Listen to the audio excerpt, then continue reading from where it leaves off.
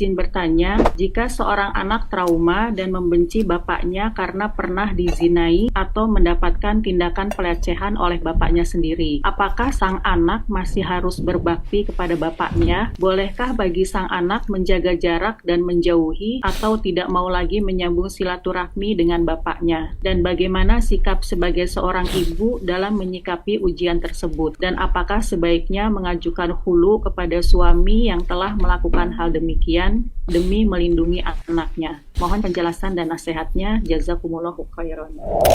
Barakallahu fiik. Jamaah rahimakumullah, sebelum menjawab pertanyaan ini pentingnya ketika anak-anak sudah balik di rumah itu hendaklah memakai pakaian yang sopan, tidak mengenakan pakaian yang menampilkan lekak-lekuk tubuhnya karena merasa ini mahram orang tuanya. Tetap dia pakai pakaian yang sopan. Memang dia nggak harus pakai jilbab, namun tetap menggunakan pakaian yang sopan yang tidak membuat orang tuanya terfitnah atau kakak adiknya terfitnah. Apabila orang tua tidak berubah, dan kalau sang anak ini dekat sama orang tua, boleh jadi orang tuanya akan melakukan itu, maka menghindar adalah solusi. Tapi kalau orang tua yang sudah bertobat dengan taubatan nasuha, tetap ya kita tahu kita wajib berbakti dengan orang tua kita, walaupun dia kafir, walaupun dia memerintahkan kepada kekufuran, walaupun dia jahat, tapi semua sesuai dengan yang mampu kita lakukan. Karena jangan sampai kita membahayakan diri kita. Kita tetap berbakti tanpa harus membahayakan diri kita. Kalau kedekatan kita membahayakan diri kita, maka kita dari jauh berbaktinya. Tapi tetap berbakti dengan mendoakan, dengan apa? Dengan mengirimin sesuatu. Tapi kalau orang tuamu nggak bertobat dan ternyata semakin parah nantinya, dan sang ibu khawatir, bagi ada ibu yang suka keluar rumah, umpamanya kerja, nih anak boleh jadi sama bapaknya, maka khulu boleh jadi menjadi solusi. Tapi kalau ternyata kayaknya kalau bisa Ustaz, boleh jadi anak ini ikut sama bapaknya, oh jangan kalau gitu, lebih parah lagi nantinya. Kita perlu ada mediasi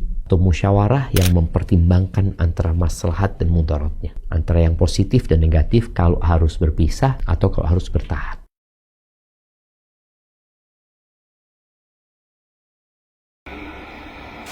Dua is not reminding Allah what your problems are. Dua is reminding your problem who Allah is.